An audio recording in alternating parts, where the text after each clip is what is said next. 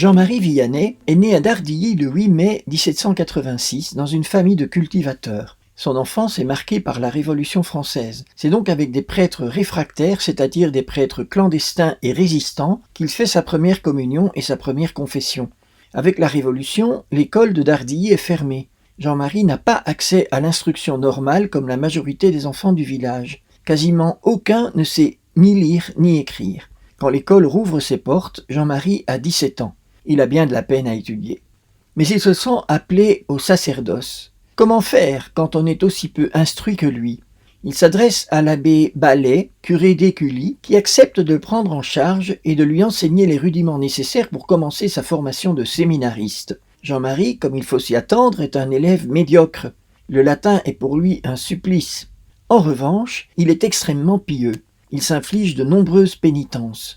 Le curé Ballet admire la ferveur du jeune Vianney et ne doute pas de sa vocation. Il fait tout pour que son protégé soit ordonné prêtre et il réussit. Le 13 août 1815, Monseigneur Simon, évêque de Grenoble, ordonne Jean-Marie Vianney prêtre à l'âge de 29 ans. Au début de son ministère, il est vicaire à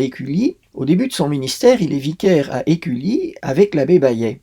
À la mort de l'abbé, Jean-Marie Vianney est nommé chapelain du petit village d'Ars dans les Dombes.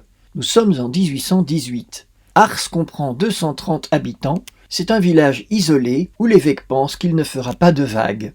À son arrivée, l'abbé Vianney trouve un village dont la population est chrétienne, mais la pratique s'est affaiblie. Jean-Marie s'installe donc dans sa cure. Tout le village observe le nouveau curé. Ils ne sont pas déçus. Ils constatent que c'est un prêtre plein de bonté et joyeux. Il vit dans une grande austérité. Il vit de la cure de ses beaux meubles et se contente de quelques meubles dépareillés. Il mange peu, essentiellement des pommes de terre cuites à l'eau qu'il conserve jusqu'à ce qu'elles se couvrent de moisissures. Au lieu de pain frais, il achète des croûtes aux mendiants qui passent. Il passe beaucoup de temps à l'église pour prier devant le Saint-Sacrement. Les villageois se disent qu'ils ont reçu un saint. Mais un saint intransigeant. Le curé combat les bals, les cabarets, il lutte contre le travail le dimanche. Ses homélies sont préparées laborieusement en s'inspirant de quelques livres de l'époque. Il parle souvent de l'enfer, de la damnation éternelle, des péchés mortels. Il embellit son église. Un nouvel autel, un clocher en briques, l'ancien avait été détruit à la Révolution, 2 nouvelles chapelles latérales, l'une dédiée à la Vierge et l'autre à Saint-Jean-Baptiste. En 1823, le curé d'Ars participe à une mission paroissiale à Trévoux, à 10 km de chez lui.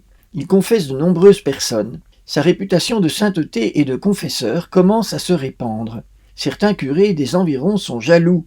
Ils se plaignent à l'évêque de Belley et parlent de désordre dans la paroisse. Monseigneur envoie l'abbé Pasquier, curé de Trévoux, pour faire une enquête canonique.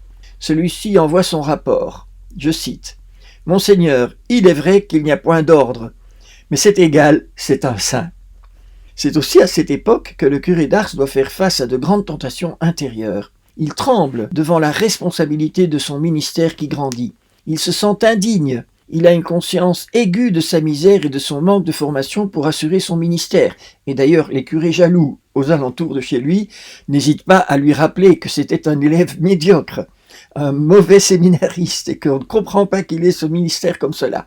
Alors, un jour, le curé d'Ars a demandé à Dieu de lui manifester sa misère. Et puis, submergé par celle-ci, il l'a prié de répandre une lumière moins vive sur son âme. Une de ses pénitentes raconte que le curé lui a dit « Ma fille, ne demandez pas à Dieu la connaissance totale de votre misère. Je l'ai demandé une fois et je l'ai obtenue. Si Dieu ne m'avait alors soutenu, je serais tombé à l'instant même dans le désespoir. » Pendant toute sa vie, le pauvre curé d'Ars devra affronter ce sentiment de totale indignité qui lui fait croire parfois qu'il ira en enfer. Vous imaginez un peu, si le curé d'Ars va en enfer, mais nous alors, qu'est-ce qui va nous arriver ? Et en même temps, malgré ces tentations, il ne se décourage pas.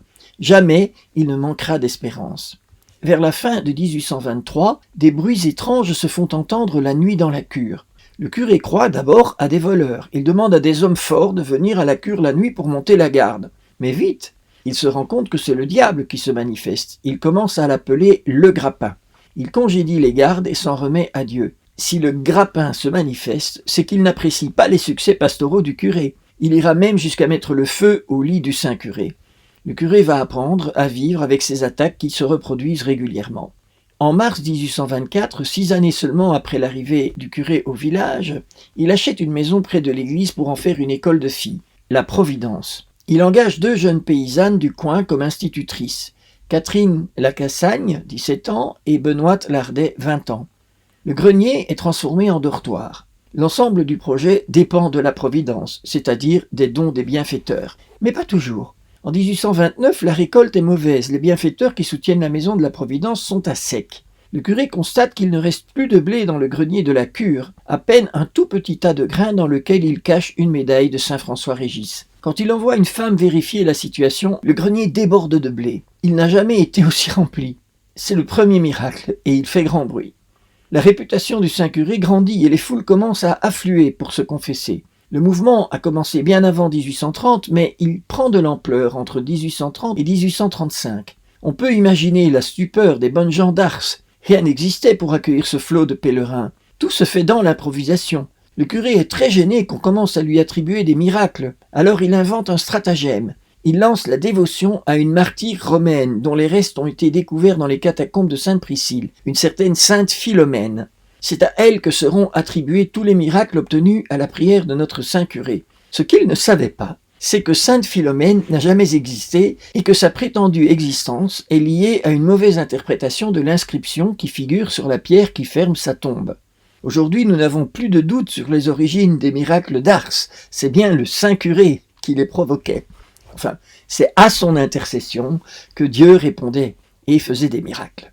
Alors la charge de la paroisse et de pèlerins est très lourde pour le curé, qui se sent tellement indigne. Il tente plusieurs fois de s'enfuir. Après une tentative, l'évêque nomme un coadjuteur au Saint-Curé, c'est l'abbé Antoine Raymond.